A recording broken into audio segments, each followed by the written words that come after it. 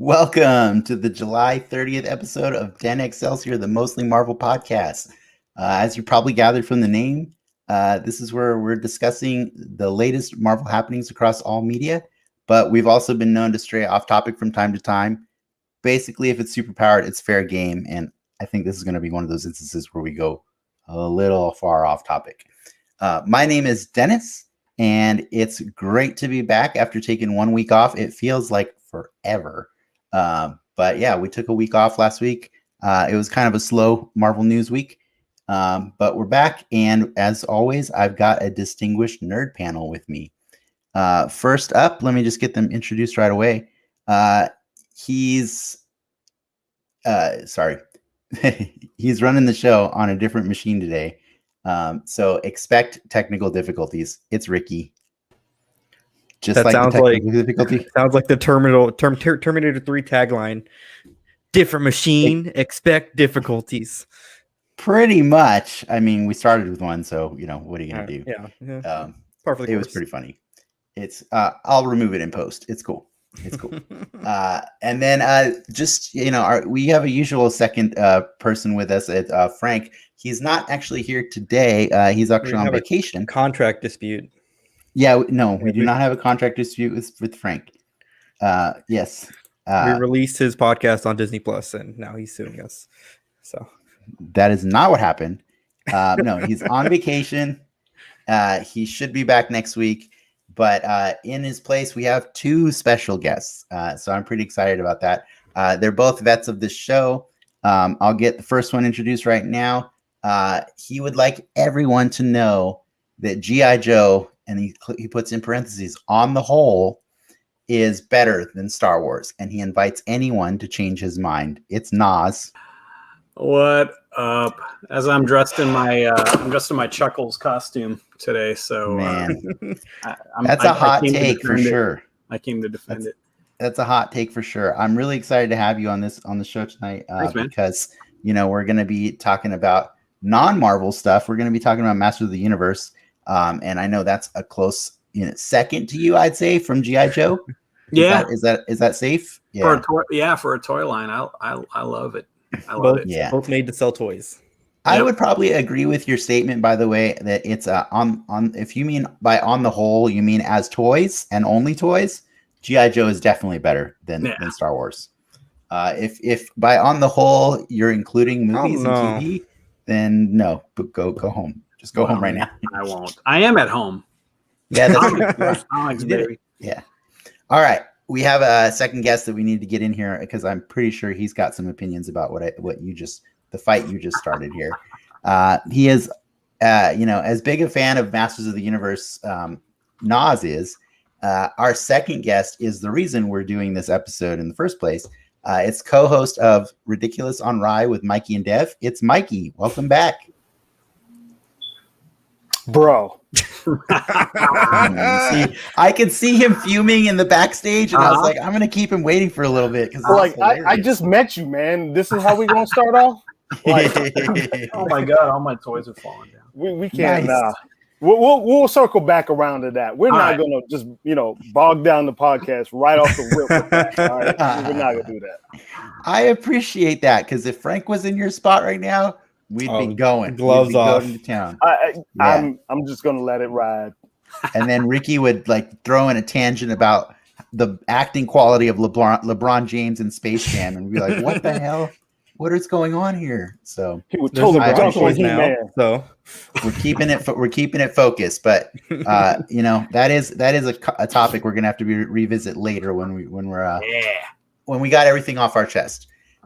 So with that in mind, thank you guys for both coming back. You've both been on the show many times before, and it's fun to have two people here to really just talk about something that was a little left field, but I think it is kind of related to, most of the superhero stuff we talk about all the time, which is, He-Man and Masters of the Universe and stuff. So, we have a fun show planned.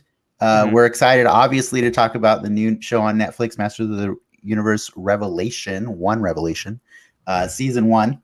But before we dive into that, we've got some news and rumors to discuss and a really brief chat on a nerd topic of my choosing. as a reminder, this is also a chance for you, the audience, or you guys, I suppose, to pick our brains with any Marvelous trivia or points of confusion you may have, or in this case, He-Man trivia, I suppose. We'll be checking the comments throughout the show. I already see people blowing up in the comments. I'm really happy to have people there already. And for those of you that can't get enough of us, you can visit patreon.com/denxmedia immediately after this broadcast ends for our live post show, the Soapbox, where we wind down and talk about stuff we didn't get to in like the first 1.5 hours. We talk about a lot of stuff here, but somehow we always have way more stuff to talk about. And I feel like that fight that Nas is picking might be a soapbox conversation. For sure. Not so much a fight. There will be blood.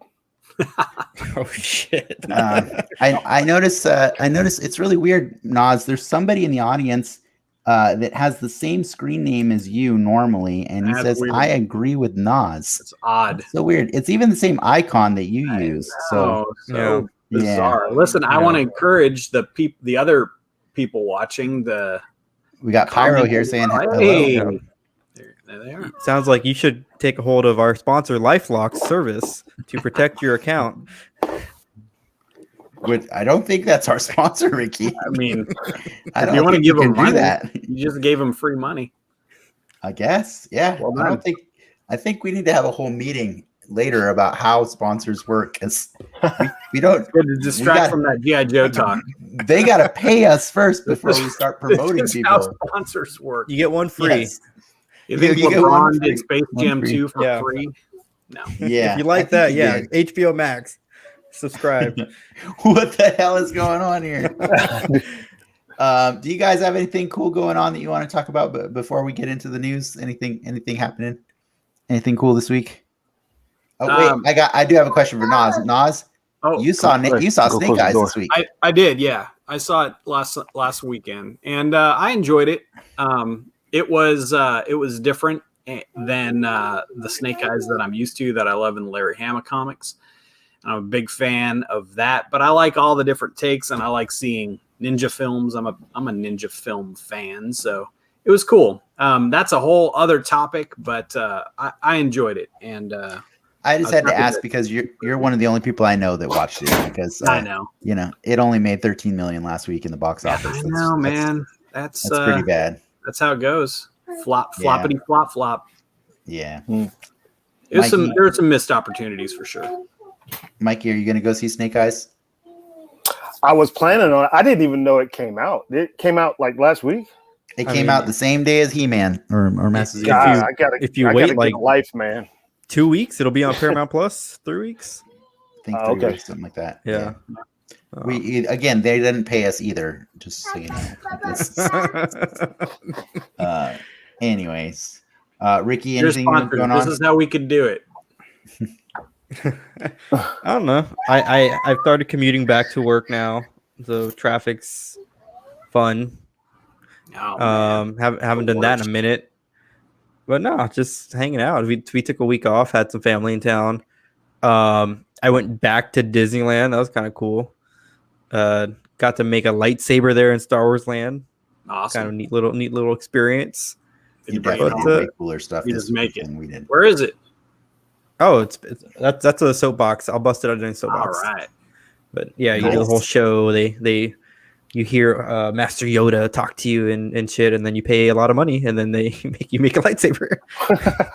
Does he hold you up at the door? He's like, money you give, and then you basically, and then you get to come inside. Yeah, it's like a shady drug deal. Like you're in a back alley of Star Wars Land. It's pretty funny. That's pretty funny. Yeah, indeed. All right, Ricky, I think we got some news you want to do. Yep, let's do the news.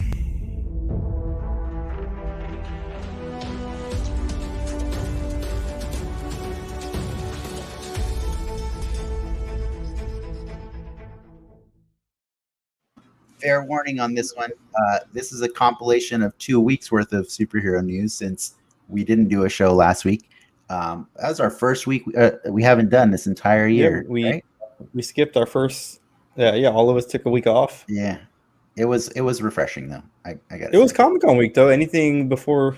Not a lot of Comic-Con news in our news, but was there anything at Comic-Con that struck your fancy? That got dropped. I watched a couple panels. That was it. Nas. I didn't really watch any panels, but I took the family downtown on Saturday. We stopped by the Super 7 shop and visited our friend who works there, and I picked up some figures. Yeah, it was super fun, and just had a nice chat with some other people down there. Went down by the bay, had dinner at Spaghetti Factory, which is a usual tradition that we haven't been able to do for a long time. Yeah. And that was awesome. And then just went down and looked at the convention center and the water, and saw some people walking around with like badges from a couple years ago, you know, and saying this is our, you know. So there's quite a few people down there just kind of trying to get a little bit of the vibe, and I thought that was cool, and my family had a nice time, and I did too. I look forward to a couple years, or next year I think we'll be able to get down there. See, I had passes for 2020. I had 4-day passes. The first time I've got them in forever, and have to put them off and put them off again. So, you know, I guess they say, you know, delayed gratification is best. So this is testing that theory big time. Yeah. Next summer. Well, I appreciate that recap of Comic-Con for sure. Just because we didn't include that in our news. We lost Ricky for a second, and I think he's coming back right now. This is Mac, man. Yeah, it's that Mac. Yeah, that's what it is. Oops, I might have added him early. He wasn't ready. Yeah, Ricky's you know back. what? The follow up to you guys, man. I'm usually at Comic-Con too, but I'm usually working. Oh, really? That's fair. Yeah, I get my media pass, and I'll go down there and walk through and go through the whole rigmarole and everything. And subtle flex. Right, yeah. But usually we're down there, you know, working and stuff. So it's a totally different, you know, circumstance for us. And usually by the weekend we have like one free day. We can run down there and check out everything just for fun. But yeah, I haven't been able to do that for the last 2 years now. Has it been? Yeah, it's 2 now. Yeah. So that's crazy.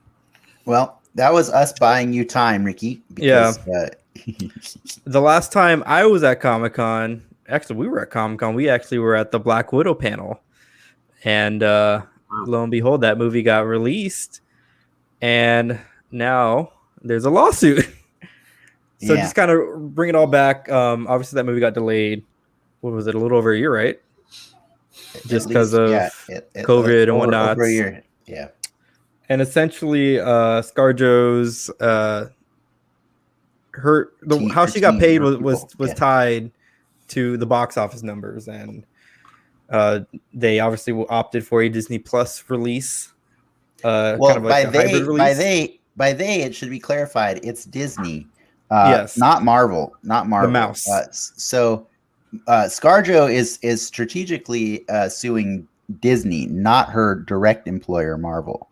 You know what I mean? And I think every actor on the Disney movies has like an arbitration clause, so there would be some trick to trying to sue Marvel. Anyways, but it wasn't Marvel's decision to put the Black Widow movie on Disney Plus on the same day that it came out. Mm-hmm. And you know, I was talking to you guys about this before the show and how like HBO and Warner Brothers worked together. You know, Warner Brothers decided just, hey, we're not even going to make it an issue. We're just going to put every single movie on HBO Max all year long, and you know, and it's just going to be there day one. People were pissed about that too. People were pissed, but you know what they did is after they realized how pissed people were, they went back and renegotiated deals with all of their talent to make sure that they're feeling properly compensated because of what's happening here. Now, the thing that I've heard from ScarJo, or you know, because she and I talk and stuff. No, what I read is that her people, as soon as they learned, you know, because it became very clear that this was going to happen, that it was going to come out digital, because you know it wasn't a safe environment quite yet to go out and everything, and you know everybody who decides to stay home should have the opportunity to still watch the movie, but releasing it the same day, when that became something that was really obvious, she reached out to Disney to say like, hey, what are you going to do? Because my contract says this, this, and this. And as far as her team is concerned, they've said they were unresponsive, and so then Disney went and had this response that they put out, which was, there is no merit whatsoever to this filing. The lawsuit is especially sad and distressing in its callous disregard for the horrific and prolonged global effects of COVID-19 pandemic. Disney has fully complied with her. Hey, the woman. We gave her $20 million. You know what I mean? Like, I don't know, man. I feel like they laid it on pretty thick there. Down. I think I just read something earlier that the lead from, was it Cruella? Emma Stone. Didn't she try to sue them too? Is she getting on board with that also? Emma Stone is waiting to see how this plays out because she's very much considering doing the same thing.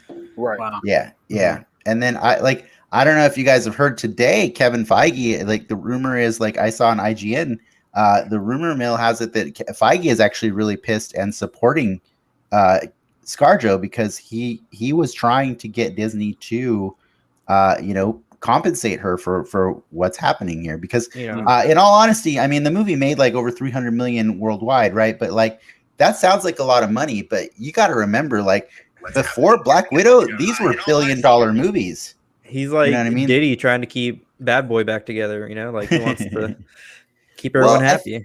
I think the important thing to remember is like they've tried really hard to foster a really cool environment that like entices big named actors to come in and work for them, right? And so like, we even had that cool piece a few weeks ago about how like Sophia DiMartino was so happy to find out like the costume designer on Loki actually rigged her suit so that she could properly breastfeed her child, like in between scenes and stuff. Everybody's trying to foster a really cool environment for actors to come.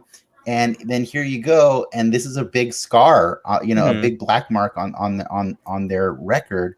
And so now Kevin Feige is trying to do damage control and say like this is not how we want to treat our talent, So like I know a lot of people have like weird opinions of like, oh, it's a millionaire, a millionaire arguing about getting a few more $1 million. At the end of the day, a contract's a contract, and if you alter it, and granted, no one could have saw the COVID stuff happen.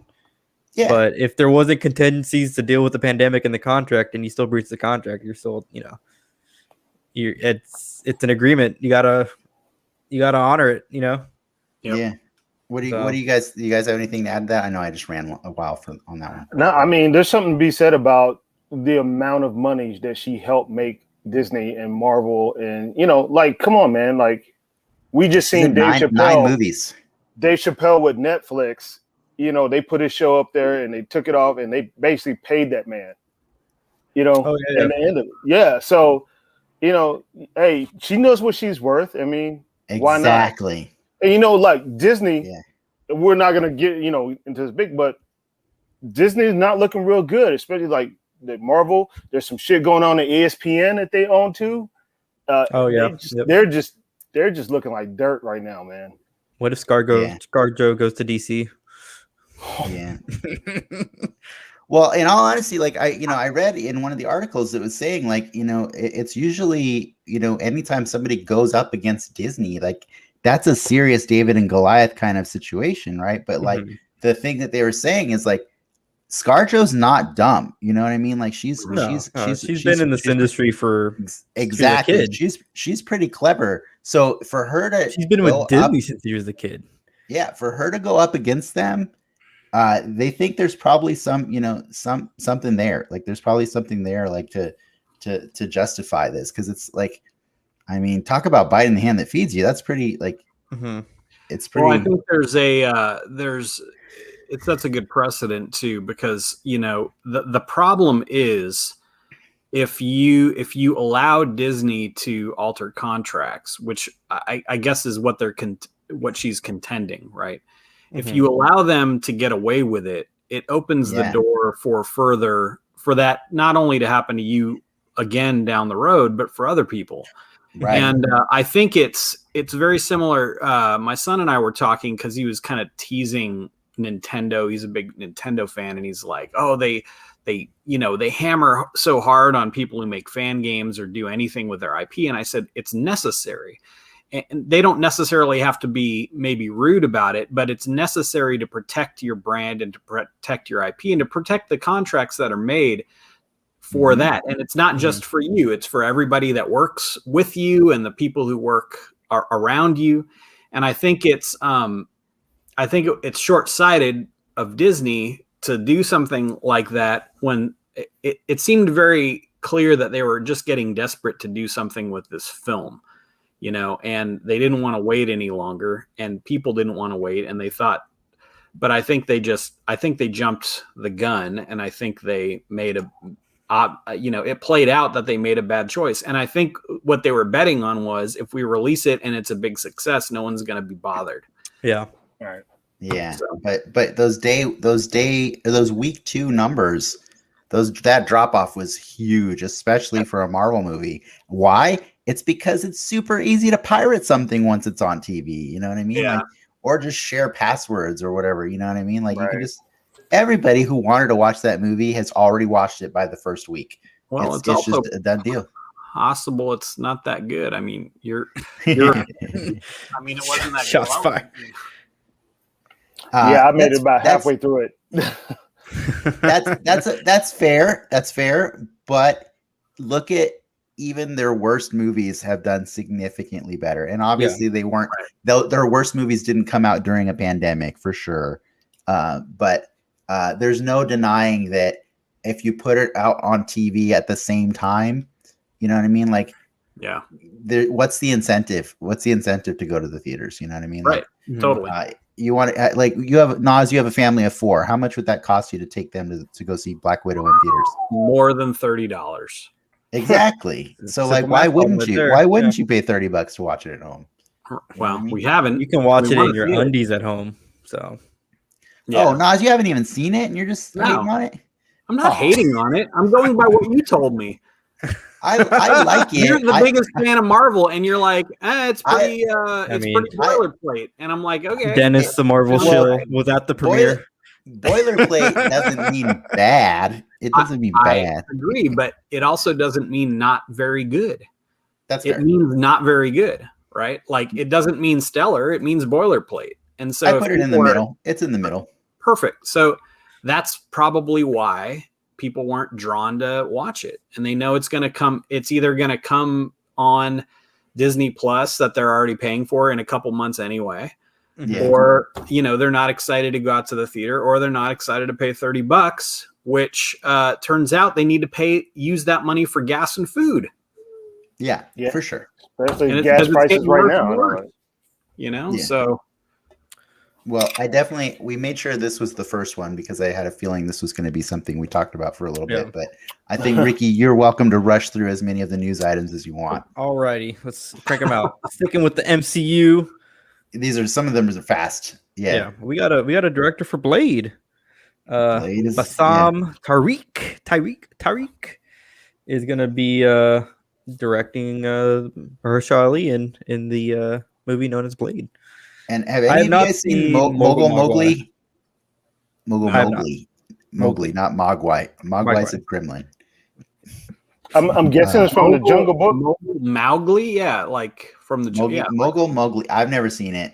I mean, but isn't that the MCU's MO pretty much is like hire directors nowadays that like most people have ever heard of? Get them cheap. They've already got half the movie done in previs. These guys just need to go in and inject a few extra parts. They struck gold with what's her name, Chloe Zhao. They got an Oscar winner for cheap. Selena just asked me a question that I don't have time to fully answer, which is, Dennis, which movies are worse than Black Widow? And based on the fact that there are 23 movies I think now in the MCU, I'm gonna say half of them there, and that's it. Easy. Coward's way out. This is too many. Alrighty. I mean, Thor 1 just sucks. I'm not gonna watch it. The bleached eyebrows, no, I'm not watching it. And another little bit of Marvel news. They're looking to launch a kind of an in-house animation branch to the MCU or under the MCU banner. They have What If coming out next month on the 11th, so a couple of days from now. And there's actually been some like LinkedIn job posting stuff surrounding other animation shows, but this is kind of like the first little bit of confirmation that there's going to be more animation on the way. From Marvel. They're very happy with how What If turned out. And What If was actually done by an Australian animation studio, but they were so happy with how that turned out that they're planning to develop their own in-house studio so that they can, control things a little better and keep secrets a little more locked down and stuff. But we're going to get a bunch of animated stuff from Marvel moving forward. So I'm excited. Are you guys excited about What If at all? Do you guys know anything about it? Or I am. I always like that kind of story. I like when they take stuff that's just kind of niche. It's very fan servicey, because they do something that's just kind of fun and a mashup, usually like from the old comics, and I always like those. Yeah. I like those across the board though. Like any story, DC Elseworlds, in the sky story. There was this really cool Star Wars graphic novel thing that they did where it was like I can't remember what it was, but they took each of the three primary films and they did like, okay, so Luke actually dies on Hoth. He freezes to death. Now what happens with the rest of that? It's like that DLC for the Force Awakens. Yeah, stuff like that. Force Awakens, Force Unleashed. Yeah. So I like that type of thing. They're pretty cool. Well, I think it worked because they did their due diligence. They locked down a majority of the cast, and that's huge. They're not. It's not a half-assing it. I think from what I read, only 4 of the actors from the MCU are not returning for What If. You're not getting Tom Hanks' brother. You're getting Tom Hanks. Yeah. Mikey, do you know anything about What If? I don't, but it sounds really, really interesting. Like, so you had me when you made the Star Wars reference. Okay, that sounds cool. Now I'm interested. I'm hooked. You finished Loki, right? I did, yes. Yeah, so it's building off of that premise is that there was a bunch of universes. Like the splinter timeline kind of thing. Right. Yeah, okay. So what If is going to be is I believe it's a season of 10 episodes, and I don't think they're actually connected. And each episode is going to be just a splintered universe, like a different universe that something slightly different or vastly different happened. So like, one of the ones that they've been showing off a lot is like, what if instead of Steve Rogers, what if Sharon Carter got the serum, and then she became, Captain Carter or whatever, stuff like that. Mm-hmm. They don't want to call her Captain Britain. They want to call her Captain Carter for some reason. You know the reason. Yeah, I might know the reason. But, Major line. Yeah. All right. This one I have. Anything you're not sure of, Ricky, I can fill in for you since I have no idea about this. Werewolf by Night. Okay, I definitely didn't put on deck for MCU appearance, but I think as the headline of the article says, Werewolf by Night may be coming to the MCU sooner rather than later, and this is actually from a little bit of gossip from Kevin Smith, because there was a time, when how MODOK came out a few months ago on Hulu. Or a month or two ago, whatever. And originally, MODOK's the carryover. Like there was actually a series of Hulu Marvel shows that they were going to make that were all going to have like some stupid connecting thing, and they were going to all come together to be in the Offenders, which is silly. But for whatever reason, they canceled all of those shows in development except for MODOK. So MODOK got to make it. But Kevin Smith was apparently working on the Howard the Duck show. And he had a script going, or he was pitching ideas for what he wanted to do. And it came to, he had an idea where he wanted Howard to be chasing pages of the Darkhold and ending up in different dimensions and ending up in a place where Werewolf by Night was going to show up. And as soon as he pitched that, the executive producer at the time, Jeff Loeb, said, you can't have Werewolf by Night. And he's like, why not? And basically because they were deciding on how his movie introduction was going to take place. And so that's why. I think they send that over in a spreadsheet like once a month when they back in those days, like, hey, these guys, just don't use them. Yeah. Well, I told you before, like it was weird. Like MODOK, they had everybody was fair game except for like 3 really random characters and stuff. So you never know. It might change, but it's not like Kevin Smith's actually doing anything right now for MCU. So it's all speculation. But I thought that was interesting, and Werewolf by Night could totally fit into a Blade story. Why not? Like you got vampires. Let's get some werewolves. Is Werewolf by Night a character or a set of characters? Yeah, he's a character. Or is it? Well, there's been more than one Werewolf by Night. That's just his name. But that's the name. Yeah, just like Do you think it would be to kind of compete and or be concurrent with whatever that Morbius thing is going on, to where they kind of want to have that other horror element in the MCU proper? Sony Studios or Sony movies, interconnected Spider-Man movies, or whatever it's called. All I know is I was promised a horror movie with Scott Derrickson's Doctor Strange, and I did not get a horror movie.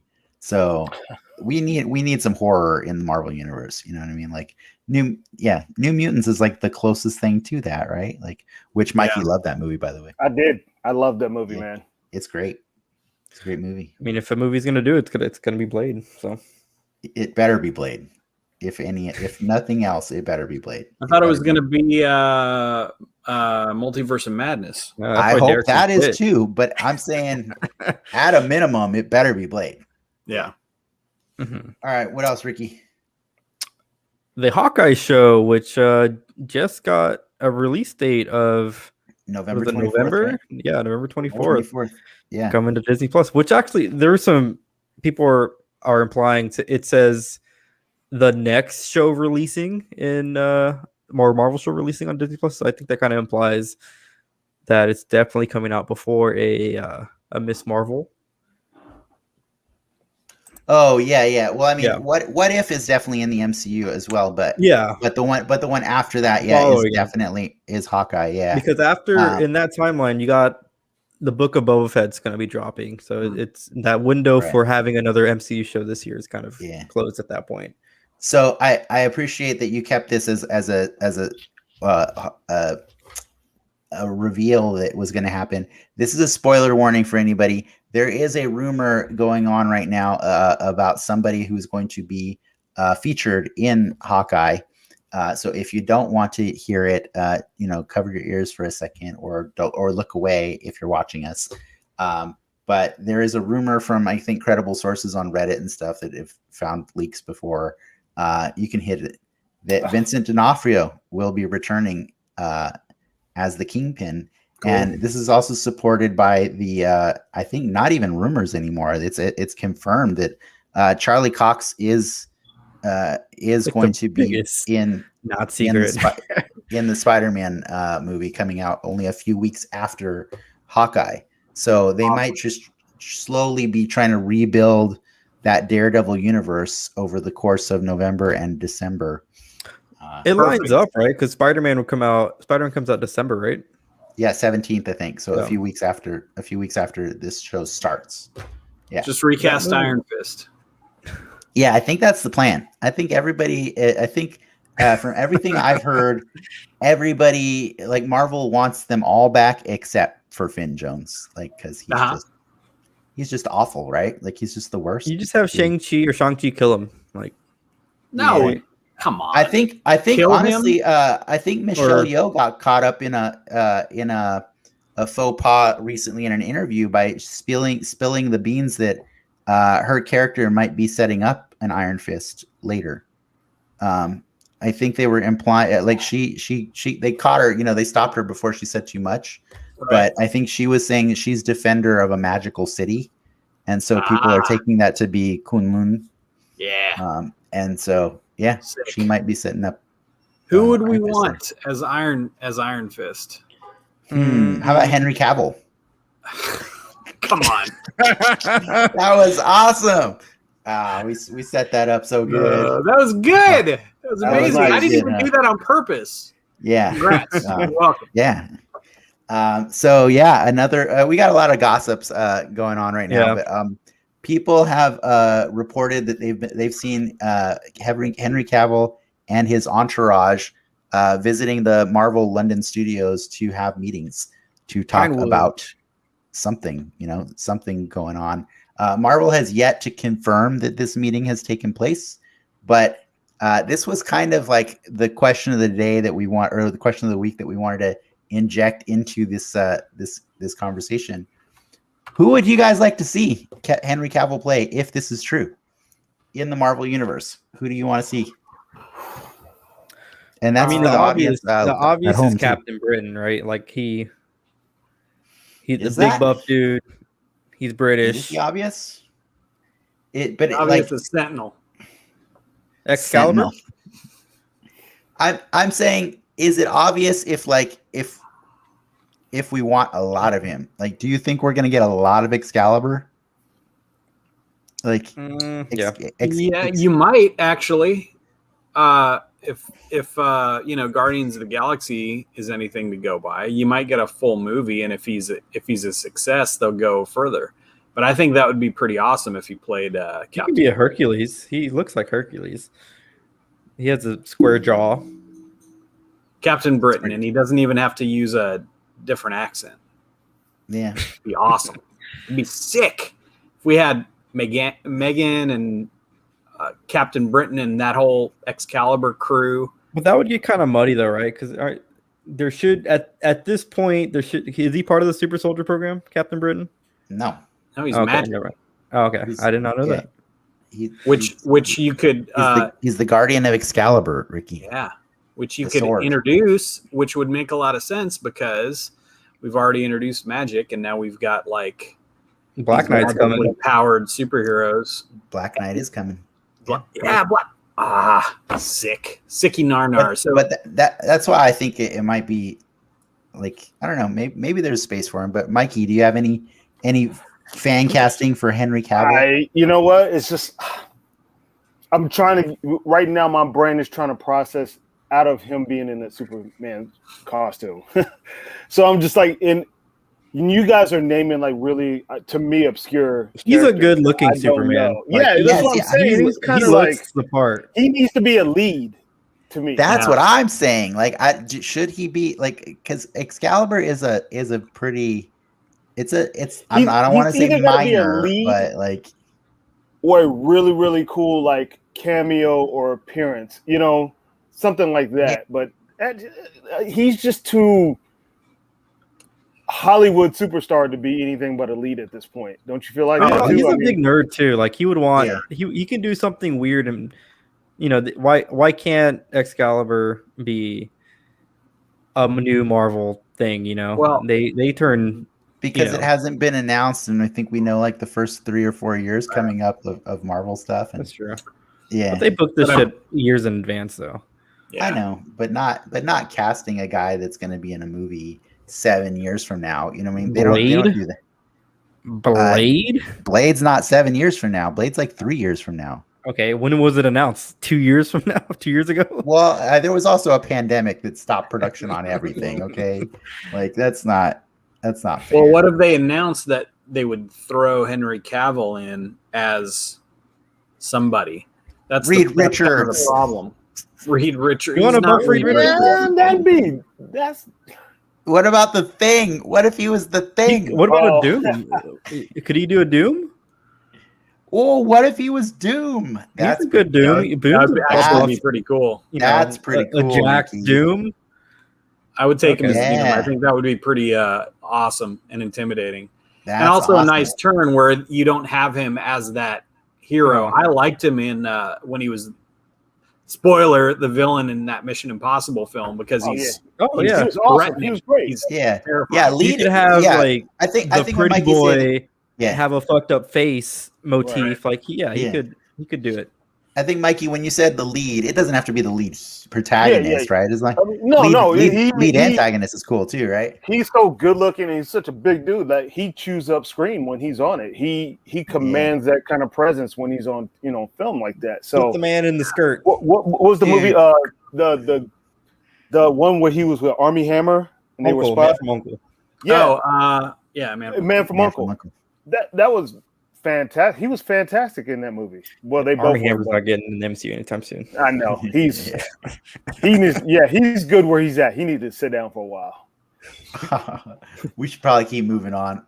These are fun topics to discuss, but keep it going, Ricky. A little quickie, as the Lego representative, if you want to sponsor on this panel, they're doing a little Disney Plus minifigure drop. So these come like little blind bags, and you get a little Falcon cap action. You get the Throg, Loki with the cup, Loki with Sylvie with the alligator, Sylvie with the gator, yeah. Mm-hmm. Monica with the little drone. Captain Carter. I think these are cool, except for the fact that they're blind bags. Like that just hurts my soul. You want to know like the secret? If you grab them, you can just feel for the parts. Like if the shields feel a certain way, like there's like 4 characters with shields right there, dude. You can feel the wings, and then the alligator feels a certain way. Like trust me. There are so many shields. If you want them, I got you. All right, cool. And this is Dennis's corner of the news. There we go. All right, we're just gonna try and go fast, but I think this builds off of what Lego just revealed, because Lego always has to one up the Marvel Legends by dumping stuff first. But a brand new set of What If themed, or more Disney Plus themed Marvel Legends was released yesterday. Well, for pre-order yesterday. If you got to pay really attention to this one, this is Star-Lord T'Challa Star-Lord. So this is a what if the Black Purple Panther Rain did not become the Black Panther and got picked up by Yondu. Any thoughts on this, guys? It's like the cartoonish look they give to him from the cartoon show. I mean, yeah. I was gonna say that's the only thing that I feel is weird, because it's so different than the rest of like the collection. Mm-hmm. Well, that's not the rest of the collection. I mean, they did Into the Spider-Verse figures in January. And were they super cartoony also? Yeah. Oh, okay. Yeah. That's one thing I do like about the Black Series figures, is even like the comic characters and stuff, they all have or animated characters, they have a pretty uniform look to all of them. No, yeah, but the animated figures look different from the movie figures, though. In the Black Series, also they go skew realistic. They agree to disagree. We'll move on. All right, moving on. What if Heist Nebula? I don't know anything about it, but I love Nebula, so this is I gotta your get this. Karen Gillan fantasy right here.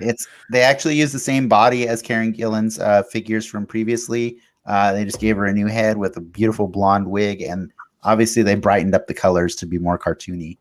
Maybe that's what it is. The colors is what it's the colors, but this one pops, man. Look at this thing. Yeah, that looks good. That's the best one I've seen so far. That's a good sculpt of her head. That's amazing looking, dude. The hair looks great, man. That looks pretty good. Yeah. Agreed. What if Zombie Hunter Spider-Man? All right.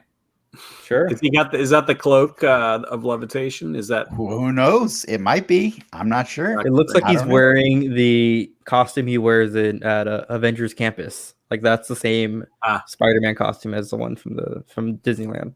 It's kind of cool. Dude, what the hell is going on in the chat, man? Yeah, well, it's called block user, is what that is. That's what just happened right there. Apologies for whoever that was that just showed up. What the hell? That was somebody really angry. That's look at this one right here. This is Marvel Zombies Captain America. Zombie Captain America. By the way, this one actually has holes in the legs. That's pretty cool. Yeah, it is really missing cool. a boot.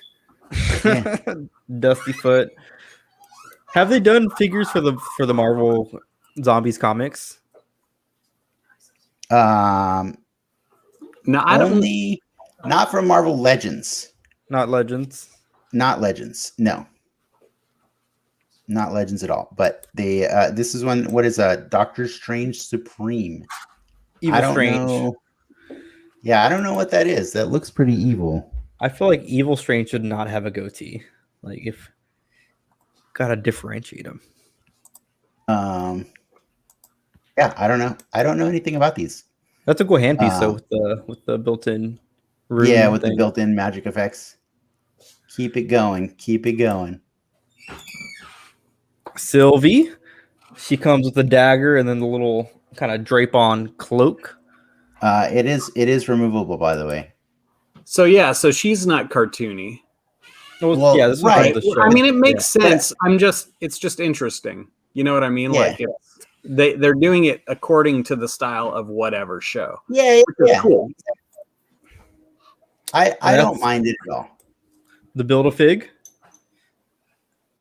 The Watcher. We'll watch you, the Watcher. Has there been any other Build-A-Fig? Of the Watcher? No. Yeah. Or any There is- figure of the Watcher? Not in Marvel Legends ever. What? Ever. So you got to There's buy never like been- 6 of these, right? To fill out your amazing. collection. There has never been a Marvel Legends Watcher. Oh, yeah, I guess if you wanted an army build. But I mean, this is specifically Uatu, so like I don't know if they're gonna all be like, I guess if they all just look exactly the same, you could do it, but you know what I mean? We got the Hydra Stomper. Steve Rogers is. This is a deluxe figure. This is that thing that they showed her actually riding Sharon on? Carter. Yeah. Yeah. So is it a person in the armor? Or do we Steve's know? in the armor. Oh, Steve's is in it? there. Yeah. Steve or Dad or Steve Dad? I think I'm not It's sure. Rogers. It's Steve Rogers. I'm pretty sure it's Oh, Rogers. Steve Rogers. I was Yeah. thinking of Is his dad named Steve too? thinking of Stark's dad. Oh, Howard Stark. I'm Yeah. pretty sure he built it. That's cool. Yeah, I'm not sure. And Hey! then aside from that, they did have some new Another Tiger. no, it's the same one, but remember before they only showed a digital mock-up? Okay, they're giving her the retro. Yes. Tigra makes Got me it. happy. Having collected, like, I think I have 36 issues of West Coast Avengers, and she was in from She zero. comes with 2 heads. That's pretty cool. Pretty fun. Binary. I have no idea who that is. Is Captain You don't know who Marvel this related? is? Oh, is That's Carol Danvers. is it? Yeah. I don't know. I didn't know that. Is this like her Phoenix moment? Sure. For lack of a better explanation, Okay. we'll just say that's her Phoenix moment. I don't think we'll get this outfit in the MCU. Just say. Probably not. Yes. And then they also did announce that Spider-Man, like sometimes they have to do a do-over on figures because they get the designs a little early before the movie. So they announced as a Target exclusive, they're going to be redoing Michael Keaton's Vulture, and just with a little bit more detail. So he's got those little gauntlets that he uses to control the wings and stuff like that. Some new paint jobs and stuff. He looks cool. I'm just really bummed that he doesn't come with a Michael Keaton head, dude. When does Like, this what- toy come out? They didn't say. Oh, I'm about to say it would be pretty convenient if it comes around the next Spider-Man movie. They promise that this has nothing to do with that, and that's why it's labeled Homecoming. And Hasbro said they know nothing about the details of the other. If movie you yet. want the Michael Keaton head sculpt, you have to buy the next version. Yeah, the third version. And then they also just announced it going to be available exclusively on Pulse. Black Hand Ninjas, which Didn't they have red ones? I don't know. already? Well, the red ones were released in a wave The with Stillman. in the Spider-Verse wave. Yeah. Yeah. And so they're like, we're never going to sell you the red ones like on the cheap, but you can have these black ones. It's the same figure, Nas, though, right? Nas, correct me if I'm wrong, but like, do you remember when the Hand Ninjas were dressed in black? No. I mean, they're red. I on the don't box. either. No. I've definitely seen. I know, right? They're red on the box, dude. This is pretty chintz. And actually, I know, right? I mean, I like that it's like a cheap, army builder in a box, but who actually wants that? Well, for Like, I want. Mikey, do you know what like an army builder figure is? I have no. So I'm learning.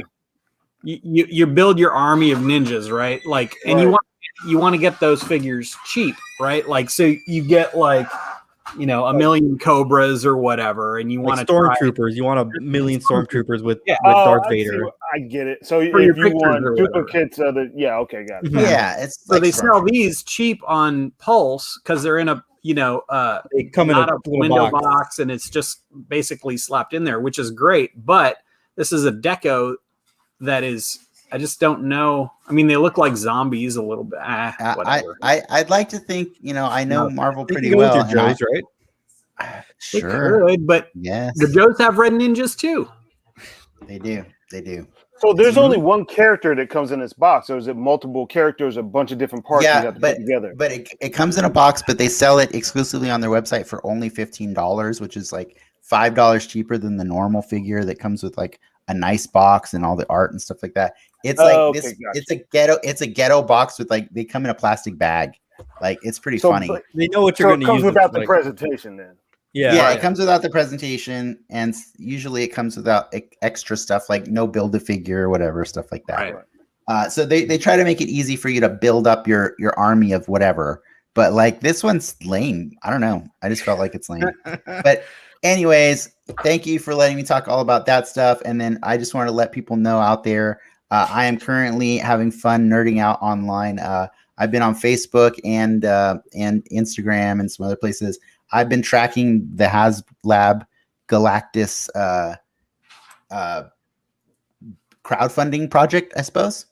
And I've just been having fun doing a little statistical analysis on it throughout every day. So if you come check me out on Instagram or Facebook, you can see I'm reporting, how the whole funding is doing and setting up like a kind of fun prediction curve to see where we are trending towards hitting that target of 14,000. So we're not doing great, but we're not doing bad at the moment.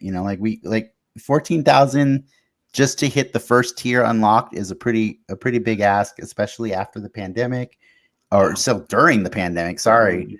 Unemployment rate's crazy, like it's $400 for this figure. It's asking a lot, man. It's asking a lot. And so I'm interested to see. I just want to see where this thing goes just because it's fun. It's fun for me to track this kind of stuff. I expect every time, Hasbro comes in and says, oh, hey, by the way, you might get this thing too, then the needle moves. But I'm, just follow me at any of those places, that I have tagged in there and you can see what I'm talking about. So has the primary figure hasn't been funded yet? No. Nope. Wow. 10,000 is what we're at. Something. And the Sentinel funded in one day, right? Right. But the Sentinel only needed 6,000 to fund. That's fair. Oh, really? Yeah. And it was, back when people were just getting told they were going to get cool checks from the government and stuff. And yeah. Come on, Biden. We need our Galactus stimulus money. Galactus stimulus. Yeah. But thank you for entertaining me and letting me talk all about that nerdy stuff. I thought the What If figures were really cool. I thought it made me excited for the show. But we do want to talk about the thing that we brought you guys here to talk about. Oh yeah, Sorry. An hour in. Play the reel. It's whatever you minutes. guys say, man. That was awesome. You know what? I didn't know half those characters. That's why I'm here. So I was like, oh, that's cool. I don't know who the hell that is, but okay. Well, to be fair, we don't know who the hell most of them are technically. That's why it's fun. That's why they're right, what if. That's what it is. So like they're all new to us, and that's why I wanted to talk about them. Well, I know most of you guys know at least one of the characters and what it was getting blended with, right? Or sure. The blend a little there. Yeah, it's good speculation. Right. They're kind of spoiler toys, which is spoiler toys. Yeah. Y'all ready for Masters of the Universe? Let's do it. Spoilers.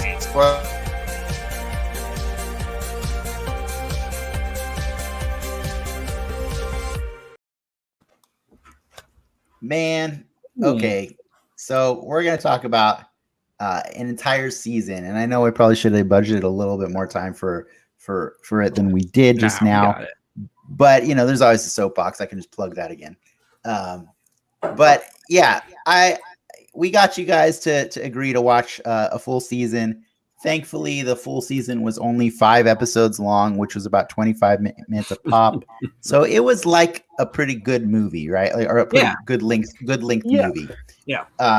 And so anybody who hasn't watched it and is a big fan of He-Man and the Masters of the Universe from the 80s or from the 2010 show, or wait, 2000 was it 2010? I don't remember. 2000X. So it came out in 2002. Oh yeah, 2002. 2002 show. That's right. if you're a fan of either of those, it's worth checking out. I know people are divided on which camp of the He-Man shows they like, but I just wanted to give a quick recap and then let you guys kind of fill in the blanks to see, like if you agree or if you have more to add to this whole recap. In season 1, which is pretty much like, I think like at least season 1, part 1, maybe, Skeletor learns of hidden power underneath Castle Grayskull, but He-Man stops him from unlocking it by sacrificing himself. Upon learning of his son's secret identity, the King Randor casts out all of Team He-Man, basically. And Teela rage quits as well. The show then skips ahead to an Eternia running out of magic. Evelyn and Sorceress are working together to preserve what remains, but they need Teela to go on a MacGuffin quest to reassemble the fragmented power sword. It's time to get the gang back together. It's going to all culminate in the return of He-Man, which is spectacularly cut short by Skeletor, who now has the power. I think I wrote that because I just wanted to be done writing it. That's pretty spot on there. You stuck the landing, baby. They mega mined it. They mega mined the shit. Like, he won. Look, Skeletor won. He won something. He won a battle. By the end of that, yeah. I want to hear Mikey's thoughts first, because like that sigh was everything to me just now. All right. You know Did what? I miss anything of significance, by the way? No, you didn't. And you mentioned something key, and that's Teela. And it was basically why they didn't call it He-Man and Masters of the Universe. They just call it Masters of the Universe to me. It was more about her story than anything else. Was the original show called He-Man and the Masters of the Universe? Yes. Okay. Yeah. And I went back, and I think the actual movie was Masters of the Universe, one with Dolph Lundgren in it. Yes, just and the Universe. toy line was Masters of the Universe, right? Right. Nas. Yep. Yeah. So only the original cartoon was called He-Man and the Masters of the Universe. Right. Yeah. And look, how do I want to frame this up? Oh my God. So the show to me was like it was a long con. It was a very long con. Like, you had to stick with it to get it.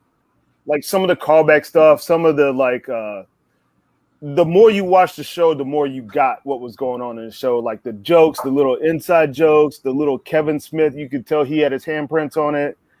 And it got better as it went along.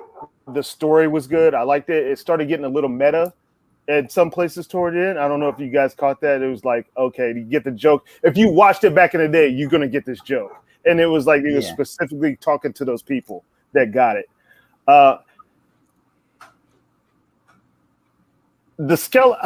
Mark Hamill, who doesn't love Mark Hamill, man? I didn't love him as the voice for Skeletor. I didn't love it. It was a little jokery. The Joker needle was right, was a little too far over. And it's like I felt like it needed more of the high pitchedness, the laughter. That's Skeletor. That laugh is Skeletor. You know what I mean? That's just part of the character, and I didn't really get it from it. I get that he wasn't on, in the show that much. That's fine. But I just, when he was on, the TV, I needed more of that. It felt old more school stunt Skeletor casting for me. Yeah, and it's just, I was so caught up in Mark Hamill being that character that I just didn't. It just didn't do it for me, man. Who did I like better was Tony Todd as the what's his name? Scarecrow. That was awesome. Yeah. He was awesome. That was awesome. It looked like the weird talking glowhead from Scooby-Doo, the way it was like animated, but he was awesome. He was just the dialogue. That's why I was like, okay, the dialogue, because there was some clunky dialogue up until that point. But when he got on there, man, that was great. There was a couple cool callbacks, like Easter eggs that was hidden in it. I don't know if you caught it, like the flying disc things from the movie that they were flying on. Mm-hmm. The front of the battling ram. Remember the old toy where you just sit on it? I forgot what it was called. Was it battling ram or was it? I remember the front part detached and you could fly on it. Yeah. All those cool little things was cool. I love the way that they split the sword, just like the action figures. Like you would have to buy the He-Man and the Skeletor to get the complete sword of power. Thought that was cool. How they Was that ever integrated part of that the in. original show? That motif of splitting the swords? Not the show, right? No. Right. I don't think so. That was just But a it toy was, thing. it was a big part of the toy line. Like, Right, Yes. right. Hilarious. Right. So, I mean, like I said, it got better as it went along. The Orca thing. I mean, that Orko, he went out like a G. Yeah. That was awesome. I was like, thank you. Finally give that dude his flowers, man. After fucking up for all this time, he finally did something right. So, yeah, man. So, I mean, I liked it. I'm interested to see where they're going to do with it on the back end of it. Can I ask you guys, before I go any further, and I'll end with this question to you guys.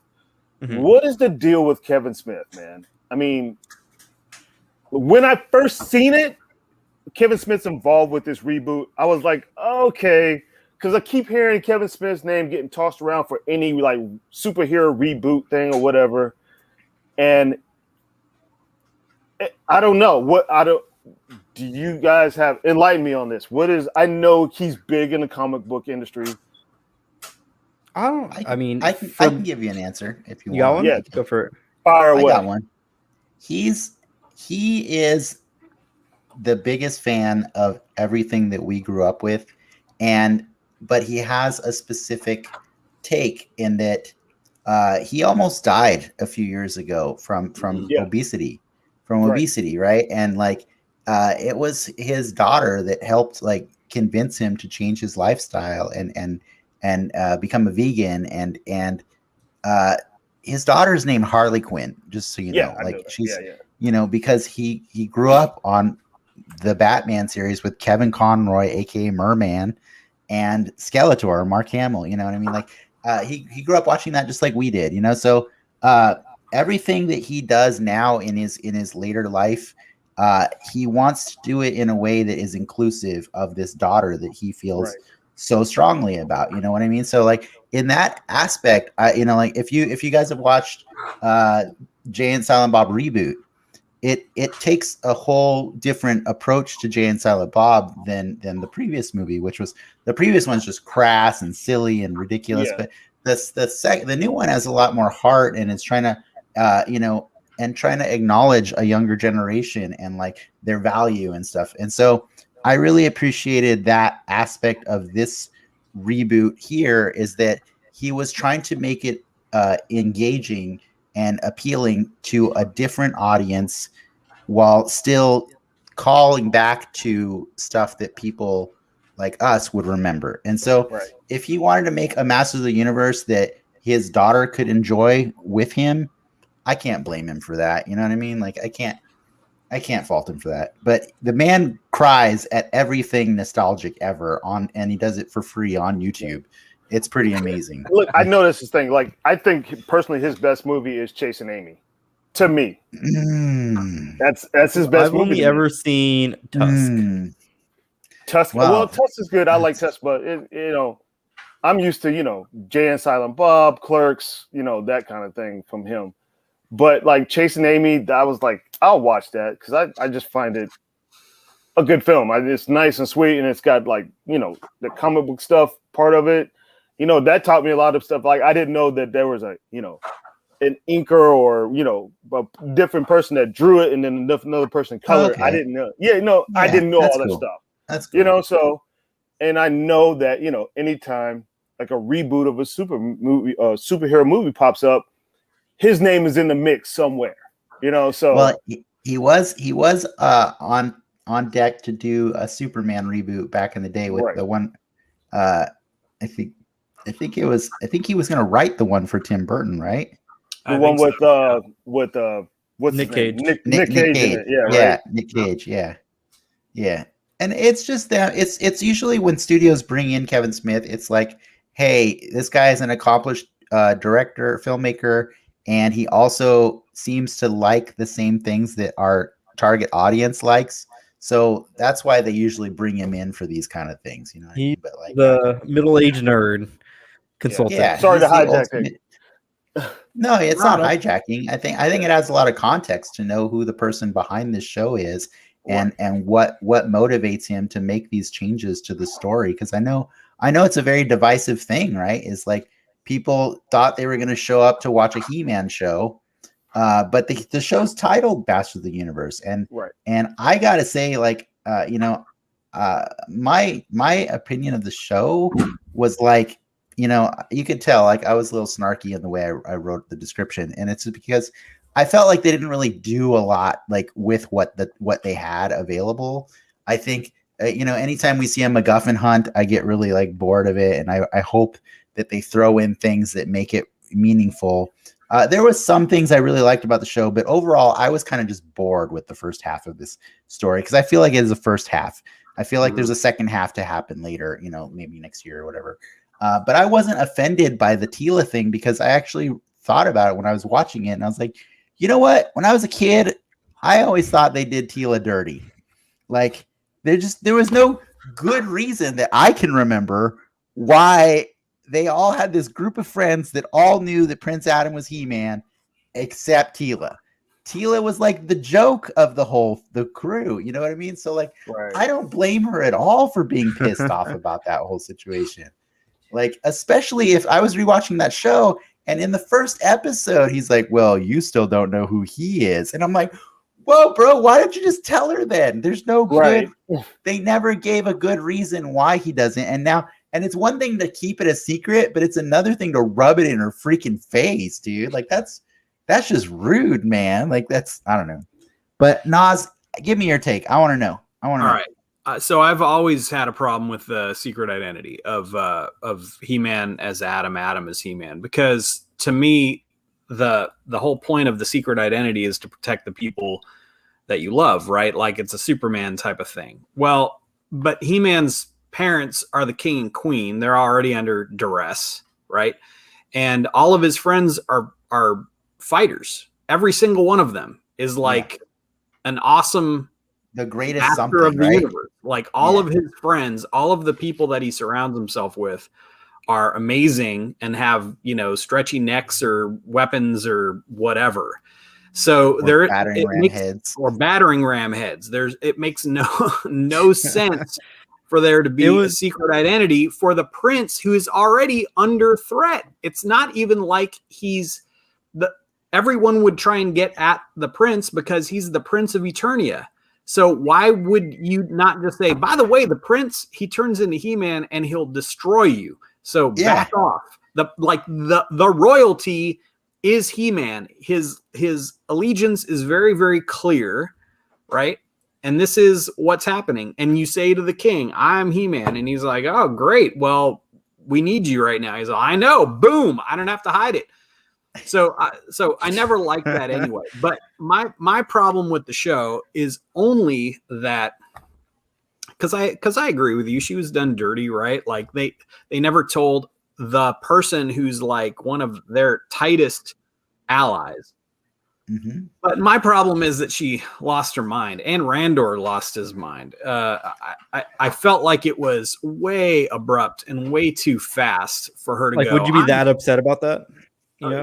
Well, some people might be upset, and I would understand it if she was upset.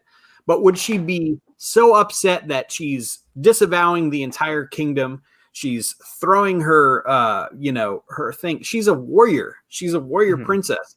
And if she's never been uncomfortable with a truth, then she's not a warrior. She's just she's a brat. And so, like, I was talking to somebody who was just like, man, she's just such a brat. And I'm like, yeah, she's kind of it's just too abrupt. Now, if they had gone with it where she was like constantly frustrated and lamenting about it, and she's like, you guys never told me, and this really sucks, because they kind of got to that when she finally confronted Scareglow.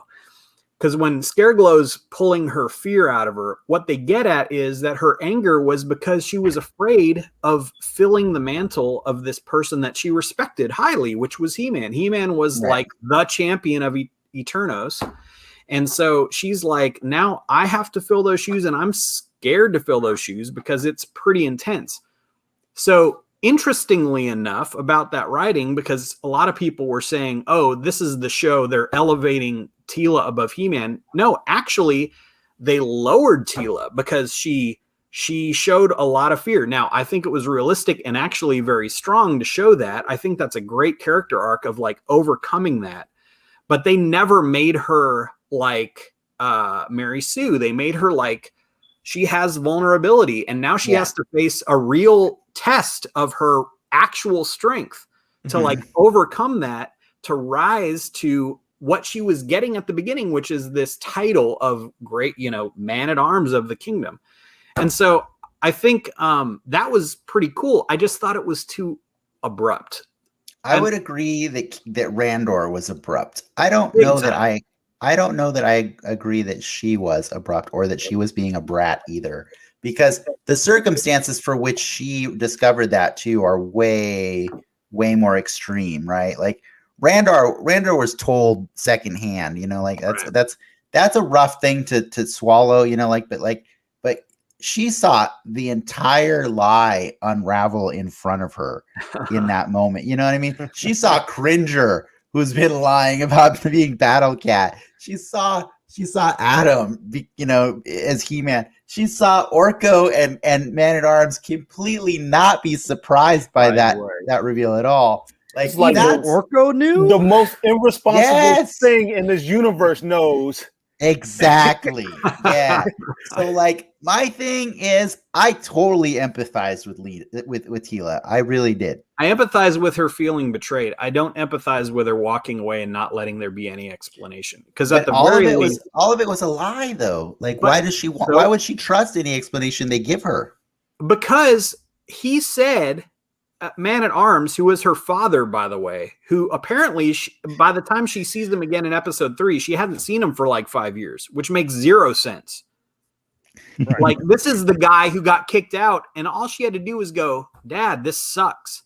And he says, here's why we did it. And I know that it hurt you, but I love you. And we were trying to protect you. And whether you agree with it or not, our reasons were mature. She had just hugged him about his, and like showed love to him, like the daughter that she is, the adopted daughter. And she walks away from that entirely when he's getting kicked out for the lie too. Like he's getting punished for it. And then she's like, I'm not going to talk to you for 5 years. And then the first time I see you, all I'm going to do is shake your hand. Come on. That's fair. That's lazy. Fair. That's lazy writing. It's not that she shouldn't have been mad or shouldn't have been hurt. She should have been. And I get that. And that's actually rich storytelling. Like, here's the person that you should have trusted, and now she's hurt. Also, you want her to be top dog. She's the defender of Eternia now, and she never knew some truth, and now she feels not only did she lose someone ostensibly that she loved in Adam, whatever kind of love it was a love for that guy, but also a respected ally in He-Man. She loses them both at the same time. And now she's expected to rise up here. I get the disappointment and the fear. I just don't get I'm walking away and not talking to anybody for 5 years. Come on. Even her dad. That sucked. Look, she was scoring, man. She went out and got her a Karen haircut and everything. Listen, her haircut made me way more sense. I was like, oh, she's about to act ignorant, man. Oh, it's about to be lit. Are you kidding? Look at her. She went out and got a black homegirl too. Oh shit!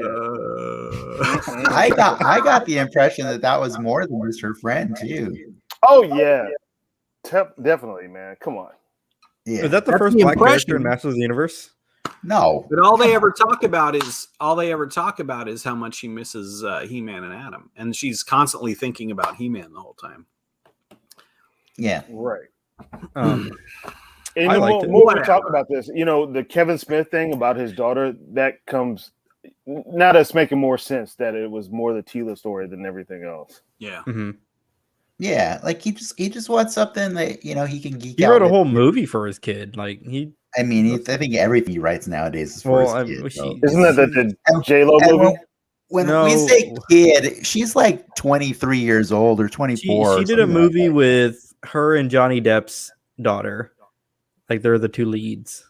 Like he wrote a movie for them. It's bad. Yeah. It's Yeah, really that sounds bad. It's bad. It is bad. But you know, It's bad. you love your kid. You do dumb stuff. You're right Yeah. about that, man. But I will say, so what I did like, speaking of dad talk, I liked when we finally did see Man at Arms, and he was just such a badass old man living out in the He was cool. wilderness. He was very Like cool. John And Wick. if you haven't, yeah, totally. And if you Yeah. haven't seen the 2000X, in the 2000X cartoon, you get to meet his mentor, which was a guy named Decker. And Decker was retired and had like the similar haircut. When you see Man at Arms, he's got that long hair and that top knot, and it's all long. Yeah. That was exactly what Decker looked like when you saw him in 2000X. So I thought that was a cool little callback of this is what Man at Arms' look like when they retire. When they retire or Yeah, get you cast know, out. like this is the hairstyle of being retired. When they and moved to cast Florida. out. Yeah. Yes. His voice Nice. was great. I kept thinking it was Liam Neeson, though, even though I know it was I somebody did else. too. Yeah, I love him. I love that guy, man. From Yeah. Game It of was Thrones, the- everything. He It was was yes. one of my yes, favorite characters. Okay. Who was it from Game of Thrones? It's It's Davos. Davos. Oh, Yeah. it was was? Davos. Yeah. Oh, Davos all from right. Game of Thrones. Yeah. Yeah. That guy's the best. What is it? Lord of Onions? What they call him? He probably Right. has a real name. And Has a then real name. Triclops. Listen, Henry Rollins, I did not expect much from Henry Rollins. And he nailed every ridiculous over-the-top line about his like Church of the, you know, Yeah. the digital. And that was so fun. Like just seeing him like, I'm going to fill a power vacuum. Wait, why didn't you expect much from Henry Rollins? Because I expect to hear Henry Rollins just talking in Henry Rollins' voice. Like I used to see when he did some stuff as an, you know, live action actor back in the 90s. Right. And I'm like, Yeah. cool, he's fun to watch, but he's Henry Rollins as a cop. But this, I was like, oh, this is something else. Plus, I never saw his turn in Korra, which I know he had a big role in Legend of Korra, like seasons 2 or 3 or whatever. For the record, in every cartoon he's ever in, he plays the same character. That's okay. He plays the this same character. in real life. Eccentric bad guy. No, but not eccentric Skinhead bad guy. knockoff. It's a bad guy that it has like ultimate conviction in these crazy beliefs Right. and like is willing to like die for these beliefs and or kill or whatever.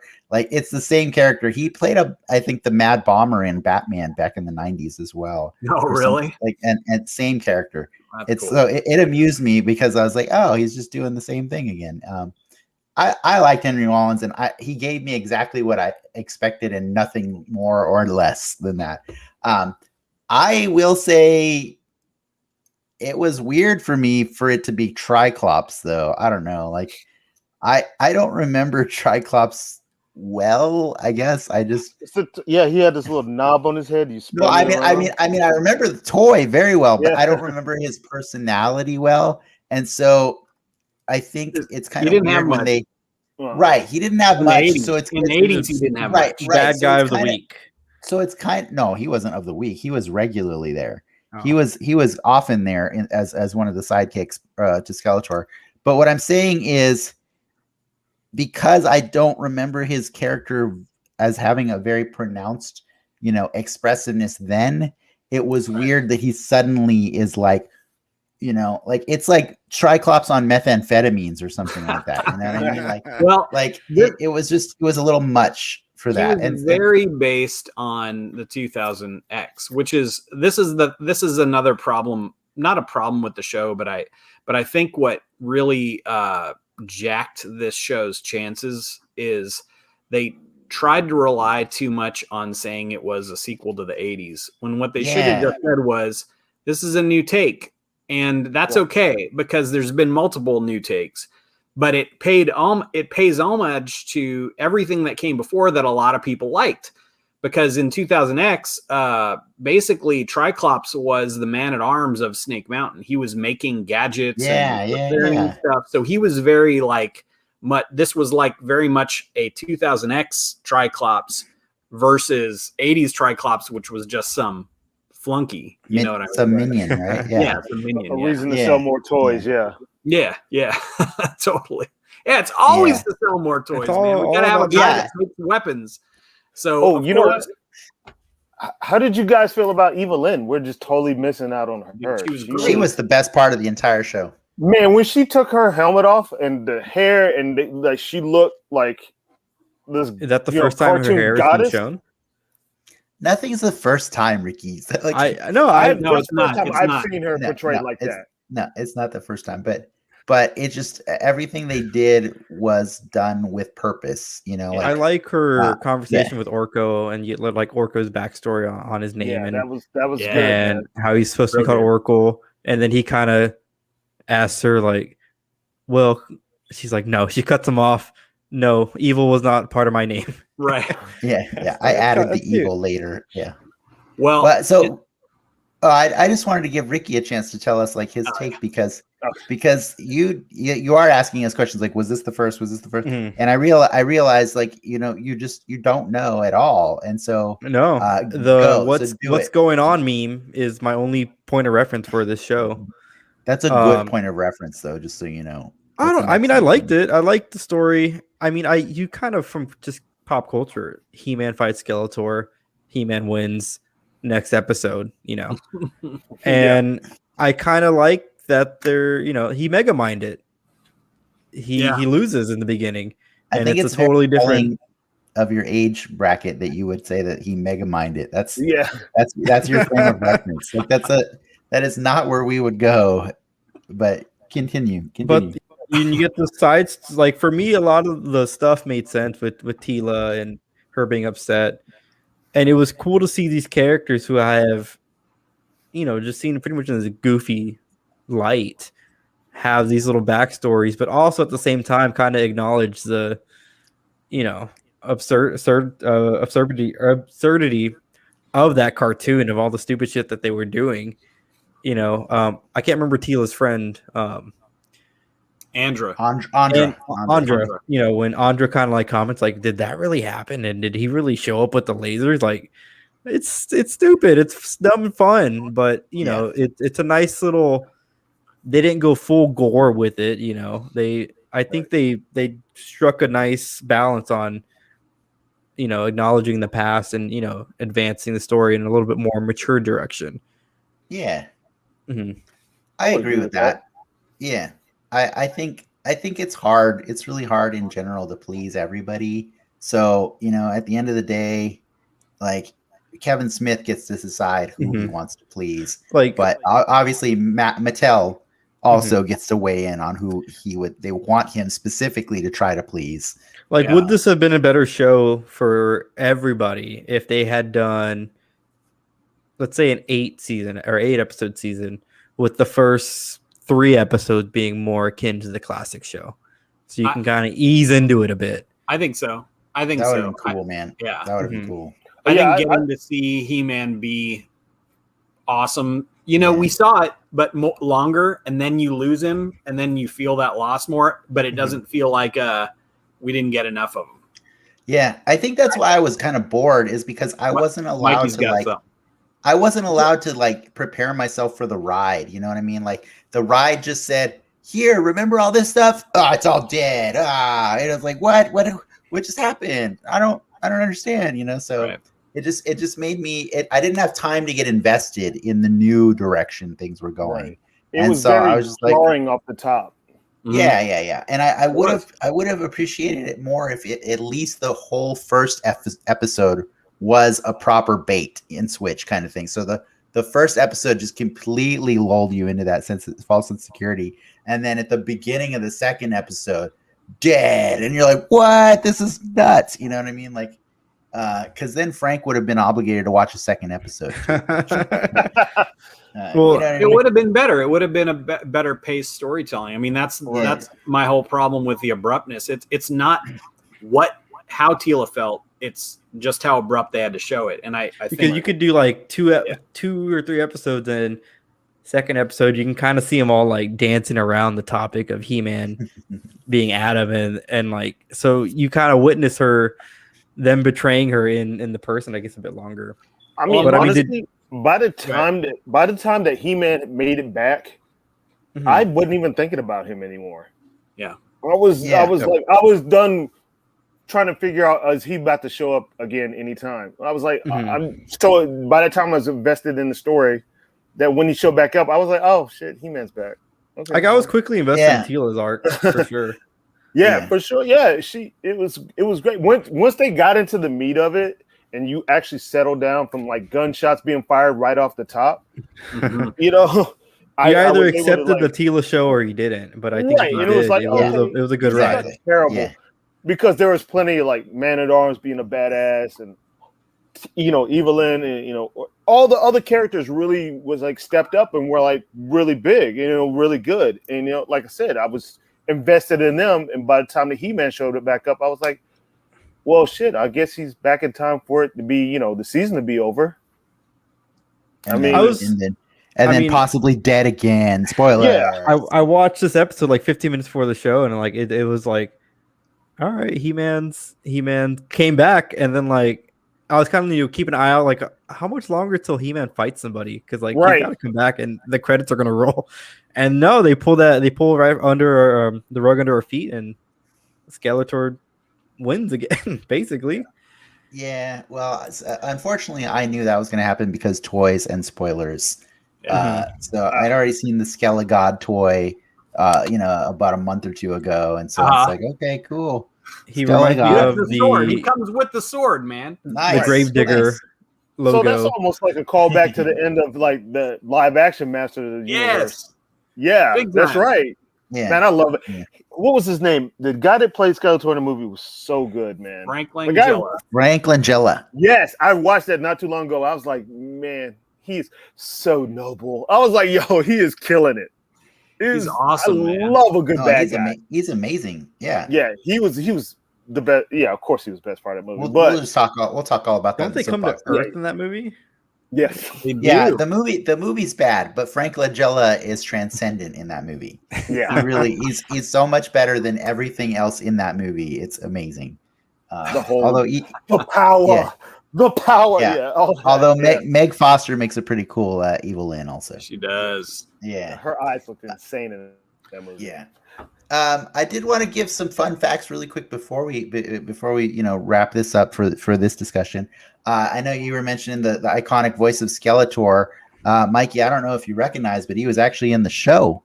Alan Oppenheimer, who was also the original voice of Man-at-Arms, Cringer, Battle Cat, Merman, and Roboto on the old show. He was the voice of Moss Man in this show. That's cool. I like Zen Moss Man. That was Moss Man, and so I actually appreciated that Moss Man was that character that had like a really more abrupt ending at the beginning than anybody else. But then he came back to give some really cool words of wisdom at the end, and so damn, that guy's 91. Yeah, dude. Right? Wow. Yeah, Alan Oppenheimer is not young, but they got him to come back, and that's why they put him in heaven in this show. Twice. Exactly. But they got him to do something meaningful on the show, and I thought Moss Man was kind of like one of the coolest characters in that show. But he's cool. But I also really like that entire area that we got to see He-Man's heaven. We got to see Eternian Valhalla, and I thought that was so awesome to meet all of these characters that like. Some of them are old toys, some of them are not, right? No, it's like they weren't all toys. There's a couple in the background, but a lot of them were. So the Viking one was a toy from Classics. The Wundar, the guy that had like the W on his chest and the dark hair, he looked like He-Man with armor. That was an old mail away. So there's like a couple toys of him. Okay. Did those toys show up in the show? Hero. They never showed up in the old show. And Hero was a toy before they were and they canceled the toy line before they introduced Hero. So he was kind of like this legendary thing that came out later. The Allstate guy was there. What's that? The Allstate guy. The Allstate guy. Oh yeah, I recognize his voice. King Grayskull or whatever. Yeah. So he was Dennis Haysbert. Yeah. Snake Doctor. Yeah. And King Grayskull was from the 2000X also, and he was the first toy of the MOTU Classics and stuff. So that it's cool. Yeah, there was I think I really liked all the He-Man throwbacks, But I gotta agree with Mikey. What was really throwing me off was the little Batman animated series family reunion that they were having on that show. Like, don't get me wrong, I loved hearing Kevin Conroy again because I love Kevin Conroy all the time. And I know, like, from seeing them at Comic Cons, that Kevin Conroy and Mark Hamill are like the best of friends. They are bestest friends because they worked together for like over 20 years now, right? Like they've been Batman and Joker since like 1990 something, like 1990, I think 90 or 91, something like that. That's right. Dude, they've been doing this for 30 years.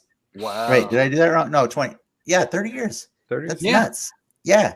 And so they're our best friends. So, you know, the second they got Mark Hamill, I'm sure it didn't take much for him to say, "Can we get Kevin Conroy?" And of course, the guy who named his daughter Harley Quinn is going to say, like, "Yes, let's have Kevin Conroy on this show." Right.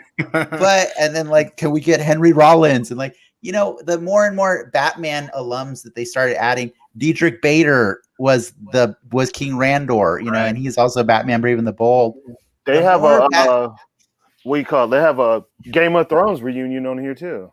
Yeah, but that's like two people, you know what I mean? Like, and but I'm saying, like, they just kept adding more and more Batman people, and it kept throwing me off because I'm like, well, I love Kevin Conroy, but I don't know what he brings to Merman. You know what I mean? Like, because Merman was just such a ridiculous character. He was funny to me, and he talked like he always he always talked like he had like a billion bubbles in his mouth, you know. And so it was just weird to me that Merman just became this intensely serious character because that's what the story called for. You know, it was weird for me to see all these characters just suddenly like, oh, it was a rough 5 years. It was a really rough 5 years. You know, like it can't be a rough 5 years for everybody, guys. I don't know. Like it's like, it's like he may have been gone. You ain't getting your ass whooped for the last 5 years. I know, man. right? Exactly. Exactly. What have y'all been doing, man? Yeah, this but most could be used to high crime.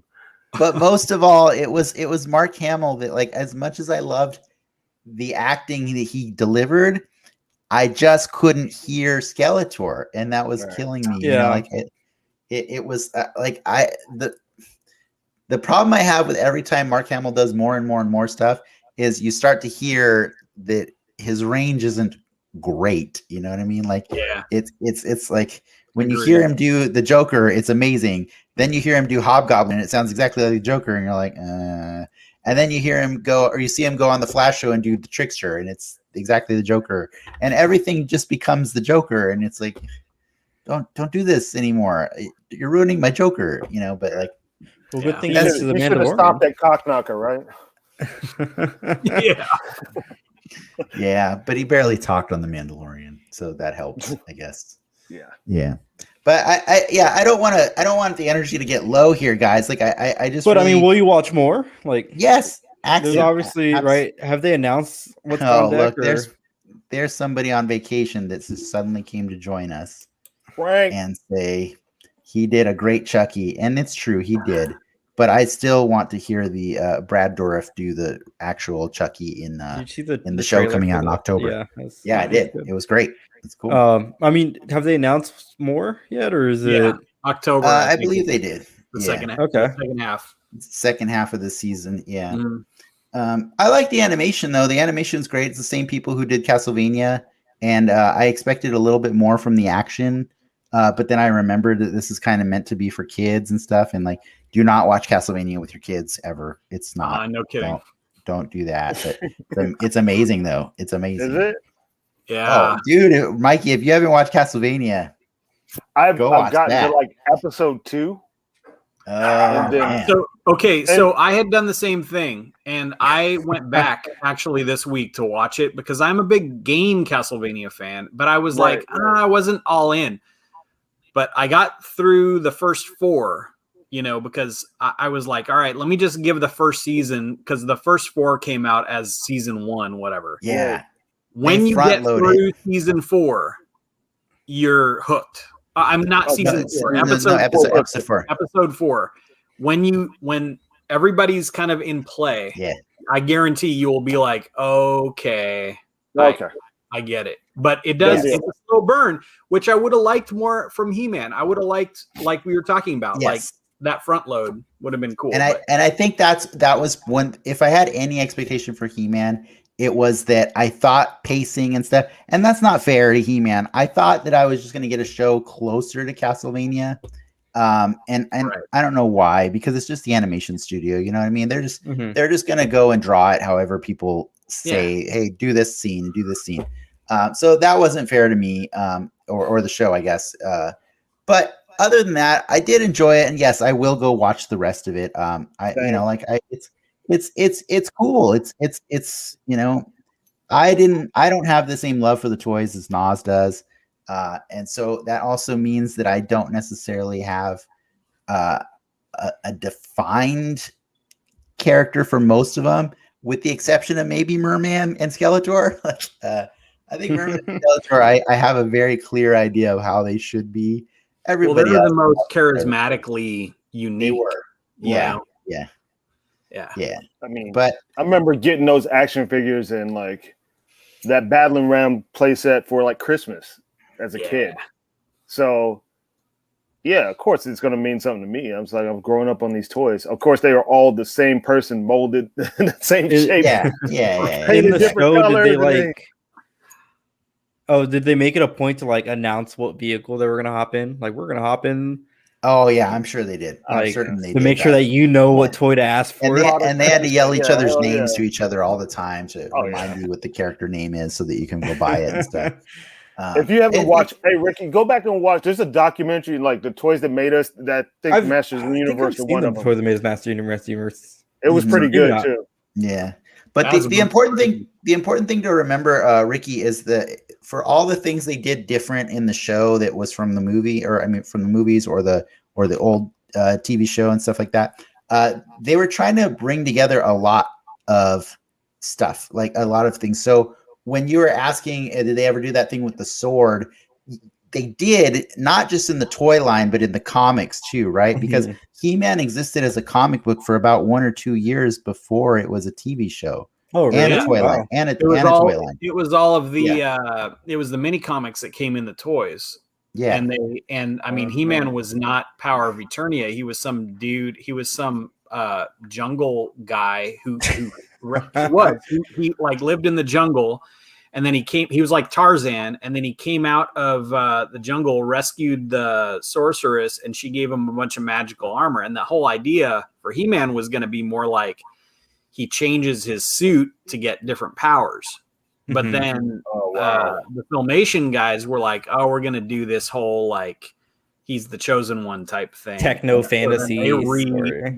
Well, it was always techno fantasy, because even from Zero, so the front of the battle ram, that vehicle was in the very first one, but it wasn't ever attached to the battle ram in the first comic, and it could like time travel. It could like disappear. It wasn't just a flying thing. So it was weird, like way all over the place compared to. But the whole point of the toy line was the only way you could get into Castle Grayskull was to put the two swords together and unlock Castle Grayskull. That's and right. So the way they wanted you to play was to chase Castle Grayskull, but there wasn't anybody in it except it was just a seat of power, and you were always who had Castle Grayskull in your play was what they were aiming for. But anyway, then they made it more. Filmation got in there and did some cool stuff and redefined it. That's pretty cool. I love this like marketing, different marketing ideas for what this thing should be influencing and pulling and giving. That's really neat. Well, that's what's such a trip. See, I won't get into G.I. Joe, but when you had the guy writing the comics who was the same guy writing the file cards, you had some parody, but then the cartoon was completely different crew, and then so the cartoon and the comics were doing completely different things. But with He-Man, like the cartoon really defined the brand. They got in there with and partnered with Mattel, and they're like, no more is it Tarzan He-Man. This is He-Man. And even the comics that ended up coming, like Prince Adam and He-Man, it's never changed since Filmation got a hold of it, you know? Mhm. Yeah. Yeah. Exactly. Well, we do have to wrap this up. I just wanted to say a few things. First off, sorry for anybody that was watching that had to see our unfortunate YouTube lottery of getting some butthole to come in here and just write horrible things. We reported the person, so hopefully that won't happen again. But those opinions do not reflect any of those on the show, and that's why I kind of chose to ignore it as it was happening. Sorry. And just no, it's fine. You have every intention to be upset at it. It's fine. But what I was just doing while we were talking was reporting him and doing extra things to make sure that ended. But I appreciate everybody that did stick around in spite of all that. And I appreciate everybody who joined us to talk all about Masters of the Universe and all the other things we talked about nerdily. And, as always, you can, if you still want to talk more with us or listen more to what we have to say, you can join us at patreon.com/DenXmedia. Right after this show ends, for the soapbox, we're definitely going to talk about that G.I. Joe versus Star Wars thing. Yeah. And, We gotta have the word. Yeah, and we'll school Ricky on some more. Actual He-Man lore, because I actually did collect most of the toys back in the day, but I just didn't appreciate them as much as other things in my life. But and hopefully, Frank, if you check your messages, you might find that I delivered you a little gift, so you can join us in the chat in a few minutes if you'd like to. Nas and Mikey, thank you again for joining us. Do you guys have anything you want to plug or let people know where they can find you?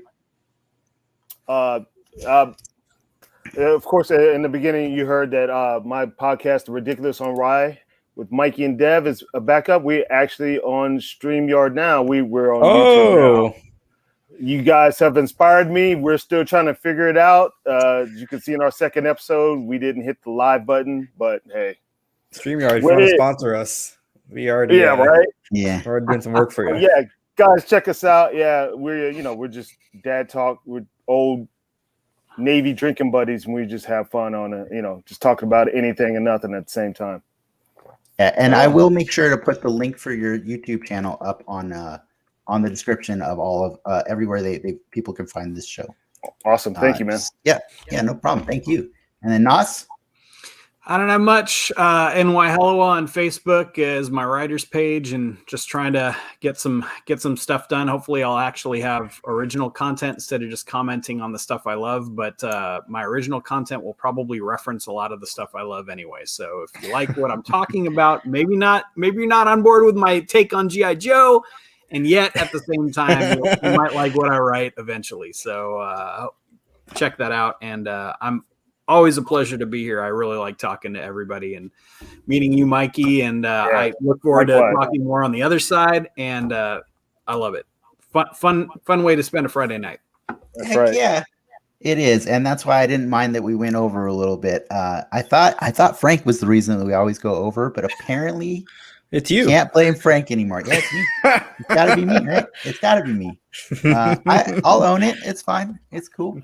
All right, guys. I think that's it for right now. We're going to hop over to the soapbox. So thank you all again for joining us on Den Excelsior.